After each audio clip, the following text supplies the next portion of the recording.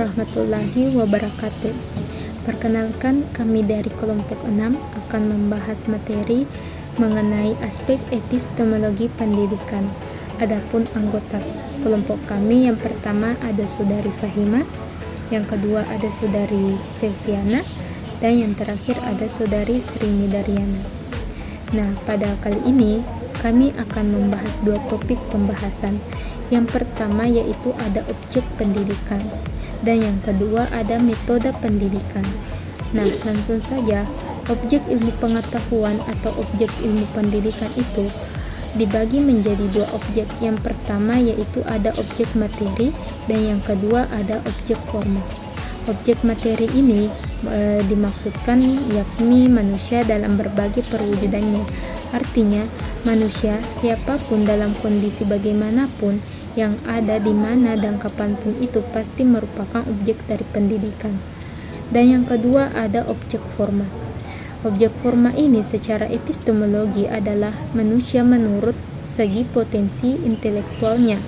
Artinya sejauh mana potensi intelektual ini dapat dibimbing untuk dikembangkan secara optimal mungkin untuk menjadi cerdas dalam keahlian atau kompeten dan terampil atau skillful.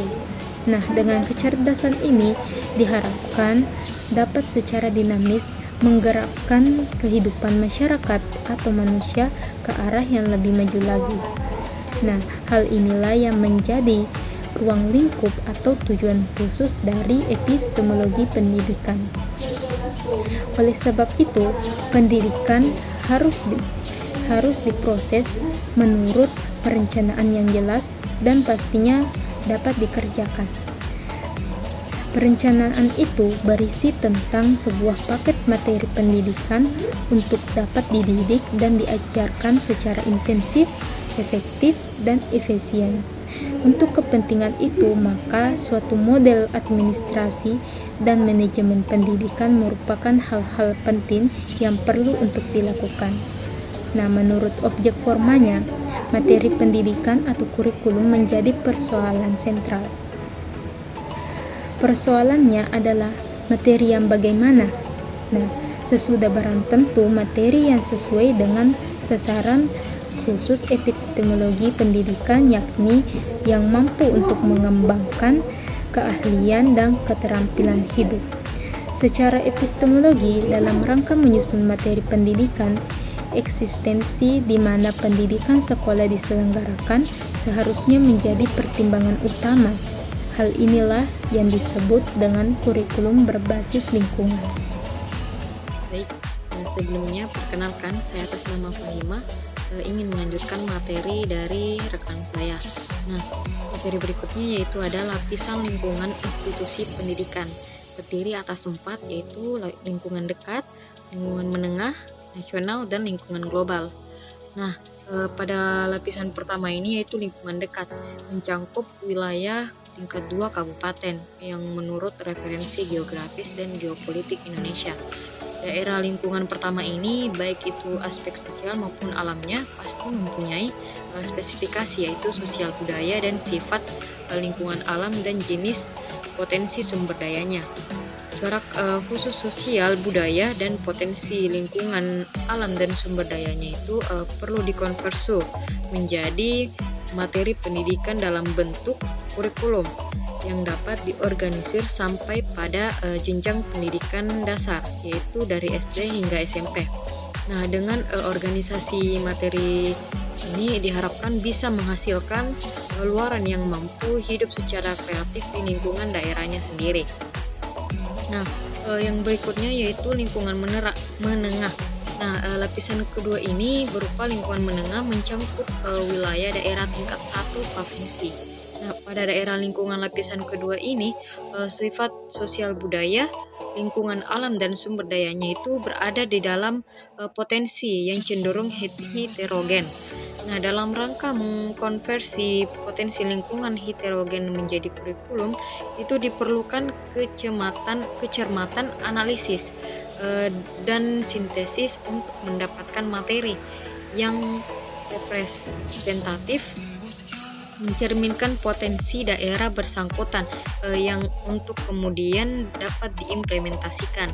Nah, organisasi kurikulum demikian dapat diberlakukan pada jenjang pendidikan sekolah tingkat SMU dengan harapan alumninya dapat hidup kreatif di dalam lingkungan daerah wilayah provinsinya. Nah, yang lapisan ketiga yaitu ada lingkungan nasional. Nah, lingkungan nasional ini mencangkup wilayah politik kenegaraan. Nah, pada lingkungan lapis nasional ini, potensi sosial budaya, lingkungan alam, dan sumber dayanya lebih heterogen. Nah, dalam rangka mengkonversi menjadi kurikulum, tentu saja diperlukan kecermatan analisis dan sintesis lebih untuk mendapatkan materi yang representatif. Dengan materi demikian, kemudian diharapkan dapat menghasilkan lulusan sarjana sastra S1 atau S1 yang bisa hidup kreatif di daerah wilayah nasional kenegaraan. Nah, lapisan yang terakhir dari lingkungan institusi pendidikan yaitu lingkungan global. Berupa lingkungan global ini kawasan internasional. Nah, lingkungan lapisan ini potensi sosial budaya, lingkungan alam, dan sumber dayanya lebih kompleks. Dalam kecerdasan dan kecermatan rangka analisis dan sintesis spesifik, konversi potensi lingkungan internasional menjadi kurikulum tetap diterapkan pada jenjang pendidikan tinggi, universitas, atau institut. Nah, dengan materi demikian diharapkan dapat menghasilkan luaran magister dan dokter yang bisa hidup kreatif secara internasional. Nah, dalam rangka menentukan metode pendidikan yang tepat, maka tujuan pendidikan harus jelas. Potensi intelektual ini dididik untuk dikembangkan ke arah keahlian dan keterampilan. Baik, mungkin itu saja. Terima kasih.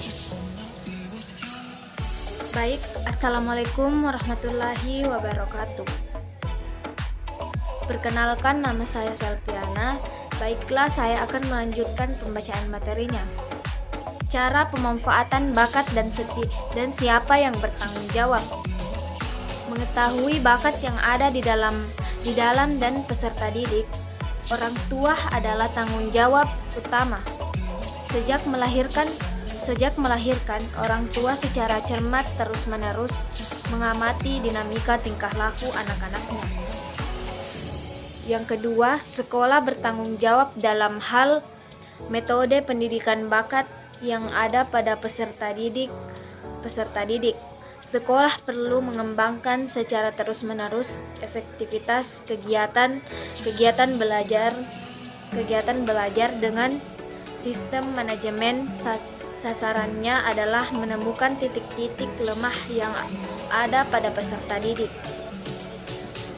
Yang ketiga, masyarakat bertanggung jawab atas pemanfaatan bakat berhubungan dengan sistem rekrutmen untuk menyerap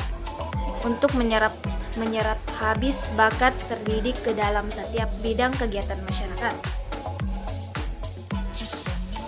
Lanjut, setiap instansi sosial yang bergerak di bidang kegiatan sosial masing-masing seharusnya merekrut mereka untuk menjadi sumber daya ketenagaannya sesuai dengan bakat yang dimiliki.